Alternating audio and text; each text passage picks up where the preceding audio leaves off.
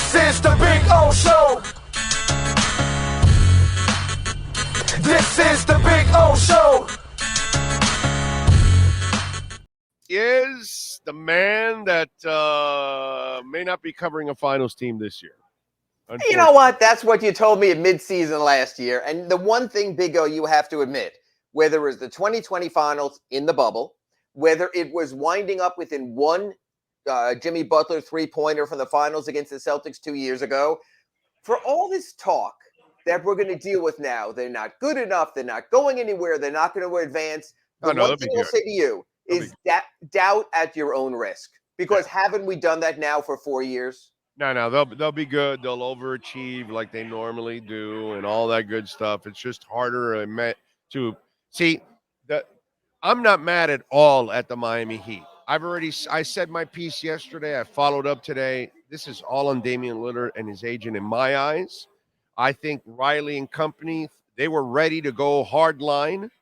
And I don't believe the agent and the player were ready to go hard line, even if Joe Cronin told, no, I'm not trading to Miami. And that's when you had to be a mother effer, and he wasn't willing to be a mother effer, and he folded the tent.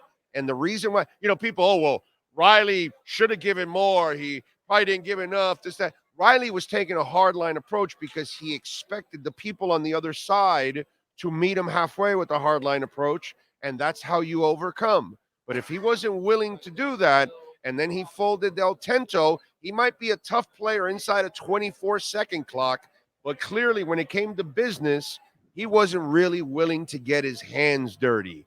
And so the only criticism I have out of all of this, we'll go back 4 years now, okay, Ira? And this is the bullshit that I was fed.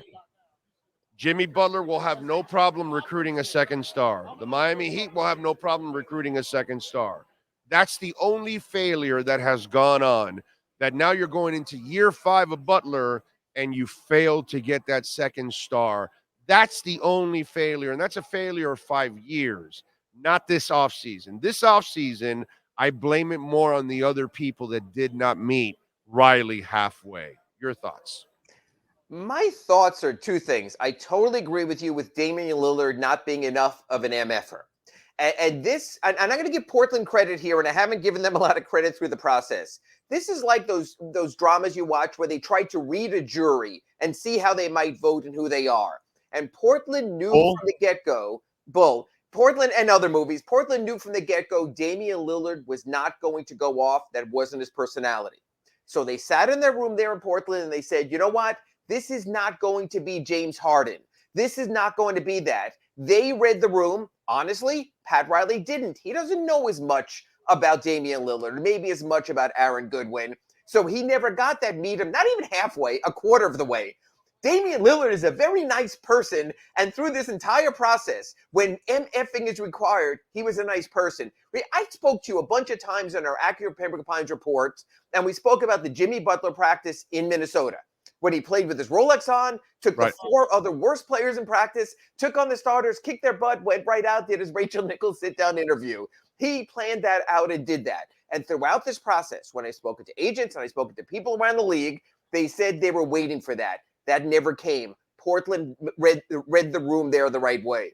Yeah. The one thing I'll also say is this. We right now on, and hopefully I don't have to do another emergency Acura Pembroke Pines pod, but we still don't know the other shoe. Depending on what they get for Jrue Holiday or not, we're going to find out whether Joe Cronin still blew it and gave up the chance for the best possible package out of spite of not wanting to look bad for his own job preservation. So let's wait to see what comes in for Holiday. If for Holiday they wind up with 2 first-round picks and a prospect, the Blazers did fine. If not, then we can question it. And here's the irony. The Heat can be winners and make Portland winners. If they say, okay, 2 first-round picks and Jaquez, done deal, we get Jrue Holiday. Then the Heat win, then the Blazers win, then Damian Lillard wins. So okay, but you're not making that deal without Jrue agreeing to an extension, right? You're making that deal knowing that the way the salary cap rules work, it's about the only place Jrue can get his kind of money. So you're making that deal knowing that, and here we go again, you're going to have to move off Tyler Hero and certainly Duncan Robinson and not bring back Caleb Martin, when he hits free Oh, agency next July. So that's the thing. That's the thing you asked me, Big O, about moving parts. It's not just about getting Jimmy Butler his alpha. It's about all the other parts in the circle there. So Jimmy Butler might get an alpha, but at what cost? There's a lot of balls that Pat Riley and Andy Ellisberg are juggling. And here's the difference, though, Big O. They're juggling them while still winning. This is not the Marlins selling off and hoping that something works out. This is not the Panthers with Dale Talon reaching and hoping this or this works out. This is a team that is doing all these machinations while not sucking, while not dropping down to Michael Beasley range since the 2008 season. 15 years since this team has drafted in the top 10 of the lottery. It tells you about how they can play this game. Yeah, no, it's very Shula-like, because Shula always kept winning and yet still was making the playoffs every year pretty much and producing. So yeah, you're right. It's exactly the same thing, except Riley and the Heat have actually been a little bit more productive even than Shula was, which is pretty damn impressive, overall. Now the one failure is that's the only criticism I have, that it was thought that it would be easy to recruit that second star next to Butler, and that's the only criticism I have for the Heat and Jimmy Butler. Apparently, Jimmy isn't as good a recruiter as Dwayne Wade is. Well, it's situations. Dwayne didn't have this luxury tax concern. Dwayne didn't have this draconian CBA to deal with. And also, Dwayne didn't have the built-in contracts already in place of Bam, of Tyler, and these max extensions. There's a lot more moving parts as the NBA wanted, because the NBA doesn't want super teams. So they're doing everything they can to make it harder. So for Pat Riley, what he was able to do with Shaq in 2004, what he was able to do in even adding 3 players in Antoine Walker, James Posey, and Jason Williams in 2005 ahead of the 2006 championship, and then, of course, the big 3.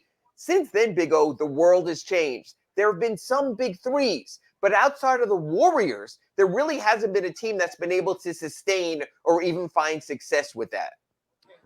It's by the way, you can follow him on Twitter at Ira Heatbeat. And Ira, where does Miami go from here outside of the Drew Holiday thing?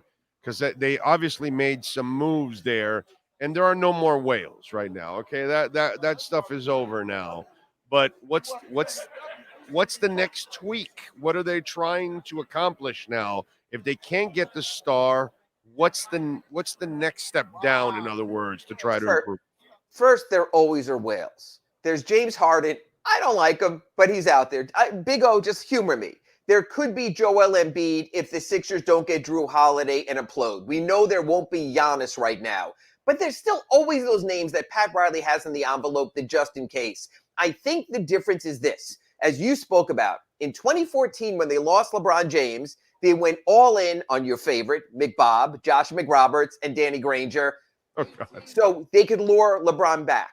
They didn't do that this offseason. They went for Thomas Bryant. They went for Josh Richardson, Jaime Jaquez in the draft, so that they could move forward regardless. This is still a team capable of at least a top 6 playoff seed if they give a rat's ass about the playoffs.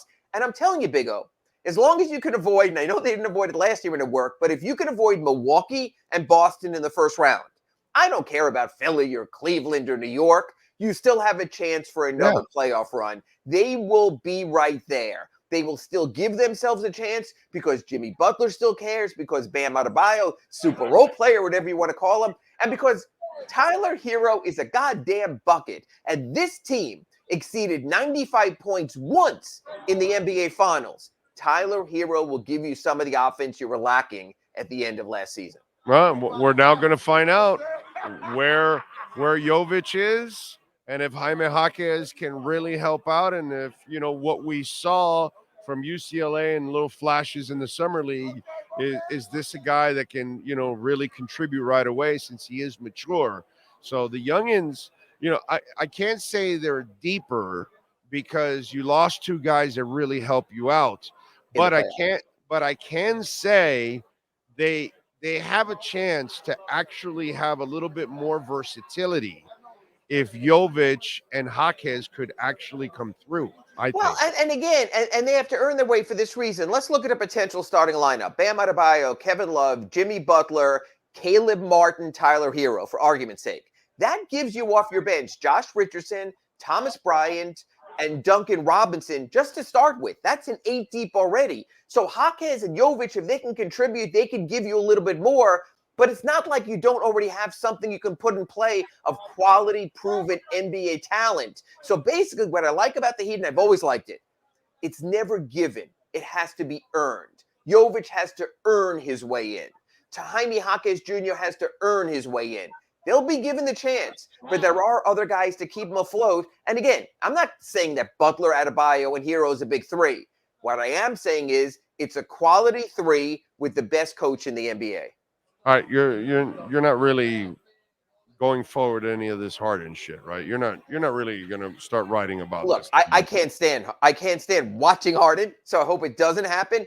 It could make sense on a level of you need scoring desperately, but I would think that he would move off of that. Look, you give me Drew Holiday, and I'm giving you, when I talk next week in our Acura Pembroke Pines report, a completely different outlook. Because I got to tell you, Big O, try scoring but points. Again, it's got to be a couple of years. He's got 1 year left on that deal, right? I mean, you cannot get. Well, you told me they would give up for him. That's too much if you're only going to be a 1 year rental, right? Or you know what? Or you go back to the Harden example. Remember, he has another year as a player option. So you tell him, hey, if you're going to pick up the player option, we can work out, see if Hero's going to work out. We can move Duncan. He'll be another year along, and you do that. But Big O, imagine the end of a playoff game when you're trying to score against Bam Adebayo, Jimmy Butler, and Drew Holiday. Good luck, buddy. Yeah, no, that'll be a lot of fun. Yeah, that'll be a lot of fun. All right, Milwaukee, is that your favorite in the East now? It has to be, but they did lose a defensive component. Chris Middleton will not be the scorer he was before because Dame will get his points. Still have to see how that works out. Look, I thought Boston's been overstated for this reason. I thought Smart was a real glue guy they're going to miss. I thought Robert Williams was a glue guy. What has Kristaps Porzingis won in his career? If I missed something, Big O, what has Porzingis done that all of a sudden they got Porzingis and now they have this supposed super team? I'm not buying that. I do think Milwaukee and Boston are a cut above, but number 3 is there for the taking. Philly's a mess. They don't know what they are. The Knicks are the Knicks. They're big offseason acquisition, was picking up the kid from Villanova from the Warriors. There's not much there. Dante DiVincenzo. Cleveland, hey, the way the Knicks rock them in the playoffs, who knows how they're going to come back. Remember, Donovan Mitchell could leave after this year. They have to deal with that. Not that I'm starting Heat rumors there. So right now, yes, I think the Heat could just as easily finish 3 and honestly as 7. We'll see if they give a crap about the regular season. And you know what, Big O? I'm not sure if you can convince Jimmy Butler to care about a regular season. Yeah, no. And by the way, as for Donovan Mitchell, I've kind of cooled off on that dude a little bit. After watching him this year, I've kind of cooled off on him. I don't know if he's the dog that some people think he might be. Anyway, what else you working on in the Sunset? No. Well, I'm polishing off my positional outlooks for those who missed this week. We already did center, power forward, small forward. Today we're talking at point guard. Obviously, the Kyle Lowry situation. Right now, the Heat don't have definitive answers at point guard. Tomorrow morning at sunsentinel.com, I'll talk about shooting guard. The good thing about Tyler Hero, if you followed him on social media today, he seems to be back in. He's made his jokes about, they'll just offer me next summer. He said he's already getting a Lillard Bucks jersey because he's from Milwaukee. That's what I wanted to see. You know what? You can have all your social media fun during the offseason. But Big O, if you show up to work next Tuesday at Florida Atlantic University, I don't give a crap where Jimmy's traveled to. I don't care who Tyler's practicing with. And if there's one guy who can bring it all together, it's Eric Spoelstra. Yeah, and by the way, for Tyler, this is part of the game. And if he ever wants to eliminate any of that doubt, he needs to eliminate the doubt on the court. That's all. Stay healthy, be the player that you can be, and then they'll never offer you again. They'll want to keep you there. And if you want that kind of respect, you kind of got to earn it too. And at least he didn't go all, explode on them and get really crazy on them. I don't know. Somebody must have reached him. Somebody must have talked to him, or the young man is level-headed enough to understand, hey, man, I've kind of put myself in this position, And really, I can't blame anybody but myself. I can't expect people to be incredibly loyal to me when I haven't been, consistent enough for them. Big O bottom line, they gave him a 4-year, $120 million contract right. that could be worth $130. The Heat have taken care of Tyler Hero. No matter what, Tyler Hero will be well paid somewhere, and That's right. Tyler Hero will be a bucket somewhere. So just go out and do your job. That's right. Follow him on Twitter at IraHeatBeat, and make sure you subscribe to the South Florida Sun Sentinel like I and many others do. Ira, as always, thank you, my friend. Appreciate you. Maybe we'll be back with the Drew Holiday bonus edition. Thanks, Big O. Thank you, my brother. Appreciate you. There you go. Ira Winderman and our Acura Pembroke Pines Miami Heat and NBA report.